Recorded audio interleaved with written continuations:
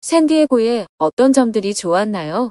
우선 날씨가 너무 좋고 치안도 굉장히 좋은 편이었고, 그리고 여행 갈 곳들이 은근히 많았어요. 샌디에고에서 다른 곳으로 가기에도 되게 편리했고, 그쵸? 샌디에고가 심심한 도시다 이런 이야기가 많은데 맞아요. 잘 파헤쳐 보면 굉장히 놀거리도 많고 볼거리도 많아서 네네. 저는 되게 만족스러운 샌디에고 생활을 보냈었고, 샌디에고는 이 정도로 평화로운 곳이구나 라고 생각을 했던 것 같아요. 맞습니다. 샌디에고가 은퇴자들이 살기에 가장 좋은 도시 중에 하나라고도 하거든요. 이제 그만큼 물가도 조금 안정되어 있고 날씨도 너무 좋다 보니까 이렇게 생활을 하시는 것 같아요. 반면에 이제 저는 샌프란시스코의 장점에 대해서 한번 말해볼게요. 네. 샌프란시스코를 살면서 가장 좋았던 점은 일단 관광지가 너무나도 많아요. 사실 시즈님께서 샌디에고도 볼거리가 많다고 했지만 사실 샌디에고는 주변까지 또 나가야 되는 부분이 있잖아요. 뭐 LA를 간다든지 그렇죠. 뭐 밑에는 멕시코 국경을 한번 넘어 본다든지 이제 이렇게 다른 도시로 이동을 해야 되는 경우가 많은데 샌프란시스코는 그 자체만으로도 관광을 할 게 되게 많아요. 저는 제 친구들이 샌디에고에 온다고 했을 때는 아니라고 했었어요. 근데 샌프란시스코로 넘어가니 친구들이 나 샌프란시스코 가도 돼? 이렇게 물어봤을 때 오라고, 여기 볼 것도 많고 놀 것도 너무 많다고 이렇게 말을 했었던 경험이 있거든요.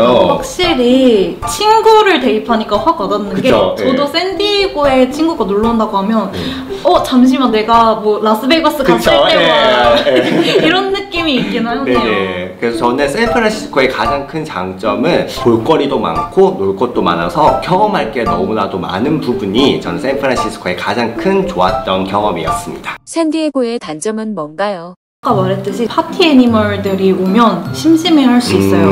아무래도 젊은 사람도 조금 적고, 그리고 아무리 바나 클럽이나 재미난 곳을 간다고 해도 조명이나 이 사운드가 충족시켜주지 못하거든요. 그리고 나 혼자 그냥 소소하게 즐길 거리들은 그쵸. 많은데 내가 익사이팅한 걸 하고 싶다 하는 경우에는 좀 아쉬움이 있었어요. 그리고 대중교통이 그렇게 편하지가 않아서 맞아요. 네. 저는 뚜벅이거든요. 대중교통을 타는 사람이 거의 없다 보니까 배차 간격도 좀 많이 길었던 그런 기억이 있습니다. 또 이제 샌디에고를 정말 비슷하게 느꼈었어요. 지루한 도시가 될 수도 있다고 저는 생각이 들기도 하거든요. 그래서 제가 느꼈던 부분은 뭐냐면은 제가 대학교를 대전에서 나왔어요. 네.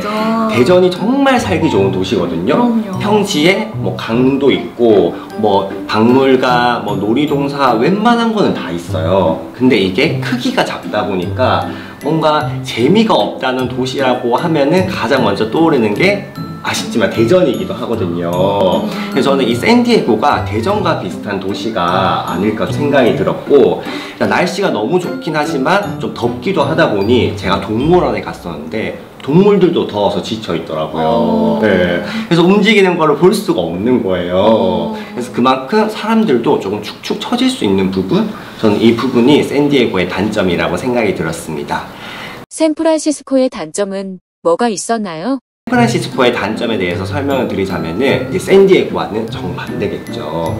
너무 시끄럽고 그리고 너무 복잡한 그런 이제 위치들이 너무 많아요. 뿐만 아니라 이제 샌프란시스코는 우범 지역이 아직까지는 있거든요. 네, 이제 시스님께서 샌디에고의 홈리스 분들을 여유롭고 뭐 노래도 부르고 알록달록한 담요도 이렇게 두르고 있다고 했잖아요. 근데 샌프란시스코는 조금 반대로 약간 공격적인 분들도 계시고 이제 약간의 우범 지역들이 아직까지는 남아있는 것 같더라고요. 저도 샌프란시스코에서 워낙 거기가 이제 언덕길도 이쁘고 그쵸? 건물들이 예. 너무 이쁘니까 저는 걸어 다녔는데 제가 잘못해서 그 약간 텐트촌이랑 네네.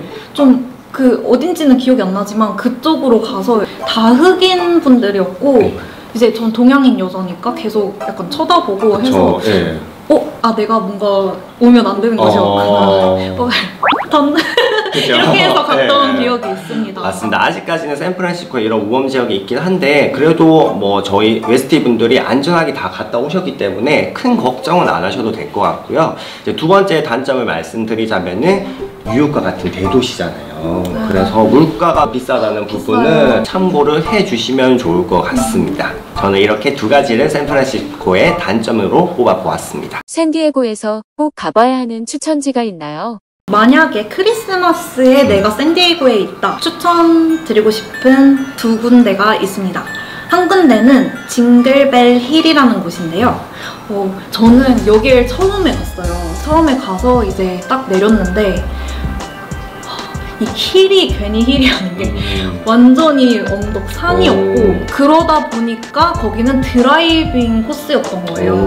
그래서 이제 뚜벅이는 나밖에 없고 그래서 조명은 휘황찬란한데 캐롤송도 하나도 안 틀어져 있고 해서 전 좀 쓸쓸하게 혼자 걸어서 올라갔던 기억이 있기 때문에 드라이브 하실 때 그 징글벨 힐을 추천드리고 저 같은 뚜벅이는 거기 가시지 마시고 스타라이트 서클이라는 동네에 가시면 엄마 아빠랑 아기가 같이 와서 내려서 막 손잡고 돌아다니고 캐롤송 여기서 빵 저기서 빵 너무 크리스마스 느낌을 물씬 받았거든요. 이제 막 솜사탕 같은 것도 사 먹을 수 있고 레모네이드 미국에 되면서 레모네이드 애기들이 파는 거 줘 하고 이렇게 사서 마시고 했던 기억이 있습니다. 그래서 크리스마스에 계시다면 꼭 그런 마을 투어 하시는 걸 추천드리고 유명하지 않은 곳들 위주로 제가 생각을 해봤는데 줄리안 마을이라고 이제 사과 파이로 유명한 곳이 있어요. 거기 광산 투어도 같이 할 수 있기 때문에 거기 가셔서 좀 영어 실력도 늘려보시면 좋습니다. 왜냐면 그 관광 가이드분이 이제 현지인들 대상으로 얘기를 하다 보니까 정말 빠르게 얘기해서 내 영어가 이 정도구나 라는 걸 느껴볼 수 있는 그런 곳이기 때문에 거기 가서 사과파이도 먹고 내 영어 실력도 체크하고 광산 투어도 하고 재밌게 놀다 오시면 좋을 것 같습니다. 그리고 이제 마지막으로는 스카이 다이빙이 굉장히 저렴한 편이에요. 샌디에고가 타 도시에 비해서 저렴한 거죠? 네, 타 도시에 비해서 저렴해서 촬영까지 했는데도 불구하고 300불 안팎으로 해결을 했던 기억이 있어요. 지금도 제가 한번 체크를 해봤더니 285달러 이 정도 하더라고요. 물론 풍경은 막 하와이만큼 이러지는 않지만 그래도 스카이다이빙 입문하기에는 너무 좋은 곳일 것 같습니다. 네. 제가 시스님의 말을 들어보니까 저도 못 가본 곳들이 대부분이에요. 왜냐면 저는 큰 관광지 위주로만 다녔었거든요. 그래서 저는 샌디에고에서 꼭 한 가지 추천하고 싶은 곳은요, 바로 샌디에고 시월드입니다. 혹시 가보셨나요, 시스님? 아니요, 동물원은 가봤는데 네. 시월드는 제가 못 가봤어요. 그쵸. 이제 시월드는 이제 바다 생물을 컨셉으로 해서 이제 그런 테마파크인데요. 이 시월드가 너무 좋은 게 이제 제 MBTI를 말씀드리면은 네. 저는 ISFP라고 특징이 집돌이 그리고 사람이 많은 걸 싫어한다. 약속이 취소되면 좋아하는 그런 성격이거든요. 네. 네, 그러다 보니까 LA의 유니버셜 스튜디오나 디즈니랜드는 한번 가보니까 정말 못 있겠더라고요. 거기에 비교하면 시월드가 좀 사람이 적었군요. 그쵸. 사람도 적고 한산했는데 이제 더군다나 식스플래그스라고 정말 알죠. 무서운 놀이기구만 있는 놀이동산 있잖아요. 거기 여러분 그렇게 무섭진 않아요. 그래, 그쵸. 시스님 무섭지 않은데 저는 한 개 타고 그만 타야겠다 이 생각이 들었었거든요. 시월드에는 정말 아기자기한 놀이기구들이 되게 많아요. 그래서 저는 샌디에고에서 시월드를 강력하게 추천드립니다. 샌프란시스코에도 추천 장소가 있나요? 여러분들이 알고 있는 것처럼 금문교도 있고, 그다음에 트윈픽스라고 해서 샌프란시스코의 꼭대기에서 샌프란시스코 도심을 내려보는 그런 관광지도 있어서 너무 많은데, 여러분들이 꼭 가보셨으면 하는 곳은 샌프란시스코의 항구들이에요. 혹시 시승님 혹시 샌프란시스코 가보셨나요? 네, 항구 가면 막 새들도 진짜 많고 그쵸. 네. 너무 좋았어요. 그쵸. 각각의 항구마다 정말 특색이 너무 다양하거든요. 가장 유명한 피어 이제 39 같은 경우에는 바다사자, 이 야생 바다사자를 볼 수 있는데, 여러분들 혹시 앤트맨이라는 영화를 보신 분이 계신다면은 이제 거기 배경이 그 피어 39 배경이 나오는 장면이 있어요. 그래서 이제 그 부분을 봐도 좋을 것 같고요. 예를 들어서 피셔맨즈 와프 같은 경우에는 지금은 사용하지 않고 예전에는 선착장으로 사용했었는데, 혹시 애니메이션 뽀빠이 아시나요? 알긴 하는데 보지는 않았어요. 보지 못하셨죠. 근데 뽀빠이에 보시면은 이렇게 조명도 화려하고 식당도 잘 돼 있고 뭐가 아기자기한 그런 데코레이션이 많은 상점들이 많이 있거든요.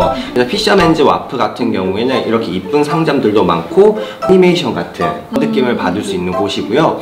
마지막으로 페리 빌딩에 가보시면은 럭셔리하고 고급스러운 마켓이나 그리고 상점들이 되게 많이 있어요. 네, 그래서 저는 피어마다의 특색이 다양하게 있기 때문에 여러분들이 피어를 많이 가보셨으면 좋겠고, 뭐 제가 말씀드렸던 피어 39뿐만 아니라 41, 43, 45 뭐 박물관이 있는 곳도 있고 관광지가 있는 곳도 정말 많이 있거든요. 그래서 항구를 마음껏 느껴보시면 좋겠습니다. 자, 그리고 두 번째로 추천을 드리는 곳은요, 샌프란시스코에서 조금만 더 내려가면은 카멜이라는 정말 이쁜 도시가 있어요. 제가 이 카멜이라는 도시를 추천하는 이유는요, 이제 샌프란시스코에서 카멜까지 가기 위해서는 이 해안도로를 따라서 드라이브를 해야 돼요. 예, 70 마일스라는 곳인데 이곳이 미국에서 가장 아름다운 해안도로로 뽑히기도 했었대요. 저는 운전하는 걸 되게 싫어하는 스타일인데 막상 이 해안도로를 따라서 운전하다 보니까 사람들이 왜 드라이빙으로 스트레스를 푼다 라는 걸 알겠더라고요. 그 70 마일즈를 쭉 따라서 가면은 이제 카멜이라는 도시가 나오게 됩니다. 이 카멜이라는 도시는 바로 예술가의 도시라고 불리기도 하는데요, 그만큼 갤러리가 정말 많이 있고요. 이곳을 제가 한마디로 표현하자면은 동화 속 마을에 온 것 같은 그런 이쁜 마을입니다. 제가 프랑스 여행사에서 인턴십을 했었잖아요. 네. 저희 여행 일정에 카멜이라는 도시가 정말 많이 포함이 되어 있었어요. 그래서 저는 이 작은 도시를 사람들이 왜 이렇게 갈까 생각을 했었는데, 이렇게 동화 속의 마을에 온 것 같은 곳이 카멜이어서 샌프란시스코 있으실 때 한번 가보는 것을 추천을 드립니다. 마지막 세 번째는요, 바로 골든게이트 파크입니다. 혹시 시스님 달리기 하는 거 좋아하시나요? 좋아하죠. 이제 골든뱅크 입구에서 끝까지 가면은 바로 이 해안가가 보이게 되거든요. 너무 좋죠. 너무 좋네요. 그래서 1시간에서 1시간 반 정도 계속해서 달리다 보면은 이 골든게이트 파크의 끝에 있는 해변가에 도달하게 돼요. 그래서 바닷바람을 이렇게 맞으면서 이제 있다 보면은 정말 스트레스도 다 풀리게 되고요. 저는 여러분들이 계시는 동안 정말 많이 달리는 경험을 해보시고 스트레스도 많이 풀고 오시면 좋을 것 같습니다. 샌디에고 추천 식당이 있나요? 식당은 아니지만 그 포웨이 파머스 마켓이라고 아마 많이들 모르실 건데, 네, 저도 처음 들어봤어요. 네. 여기가 또 근교긴 한데 되게 양도 많고 질도 좋은 그런 유기농 것들을 파는데, 특히 랍스타가 정말 싸게 한국에 비하면 20불 살짝 안 되게 해서 배 터지게 랍스타를 먹었으니까 한국 기준으로 비싼 랍스타도 드시고 뭐 고기도 굉장히 싸게 팔거든요. 그래서 고기도 싱싱하게 먹고 하시면 좋을 것 같습니다. 그리고 이제 또 생각나는 곳은 리버티 스테이션이라고 혹시 가보셨나요? 저는 여기도 못 가봤어요. 저는 샌디에고에 도대체 뭘 했는지 기억이 잘 안 나긴 해요. 저 너무 기대해야 돼요. 어디인지. 네, 여기는 좀 고급진 느낌을 주는데, 사실 안으로 들어가 보면 또 시장이 있고 거기 내부에서도 파스타를 파는데 도시락 파스타여가지고 그걸 약간 푸드코트처럼 해서 이렇게 가져와서 먹는데 너무 맛있더라고요. 그래서 그곳을 추천하고, 또 그쪽 옆에 보면은 독채로 카페가 있대요. 제가 원래는 거기를 가려고 했는데 사실 여기는 못 찾아가지고, 혹시 가게 되신다면 저를 대신해서 로즈마리 바게트 빵이 그렇게 맛있대요. 그래서 꼭 드셔보시고, 쿠키 종류가 맛있다고 하니까 드셔보시면 좋을 것 같습니다. 그리고 마지막으로는 이제 재즈바를 한 군데 소개시켜 드리려고 하는데, 여기는 이제 다운타운에 있어서 되게 용이하게 갈 수 있는 곳인데, 더 샤우트 하우스라고 피아노 바예요. 잘생긴 오빠랑 이쁜 언니가 와가지고 막 피아노 쳐주고 막 춤도 춰주고 하면, 이제 저희는 밑에 테이블에서 이렇게 칵테일 한 잔 마시면서 되게 재밌게 놀았던 기억이 있기 때문에 거기에도 한번 가보시는 걸 추천드리겠습니다. 시즌이 음악을 즐기러 가신 거 맞죠? 잘생긴 오빠를 보러 가신 거 아닌 거죠? 아니에요. 네, 알겠습니다. 이렇게 시즌님께서 추천해주신 곳을 한번 가보시면 어떨까 제가 조심스럽게 여러분들께 제안을 드리도록 하겠습니다. 샌프란시스코 추천 식당이 있나요? 이제 저는 샌프란시스코의 유명한 음식을 제가 세 군데로 추천해 드리려고 하는데요. 제 전공이 호텔 경영이잖아요. 그래서 제가 정말 음식은 깨고 있기 때문에 여러분들이 저를 믿고 가보시면 좋을 것 같습니다. 이 첫 번째는요, 바로 샌프란시스코 햄버거의 자존심, 슈파두파입니다. 맞습니다. 이름이 너무 특이하죠. 슈파두파 이제 버거인데요. 혹시 쉑쉑버거를 드셔보셨나요? 네, 먹어봤죠. 그쵸. 그리고 인앤아웃은 어떠셨나요? 아, 인앤아웃은 최고, 천상의 맛.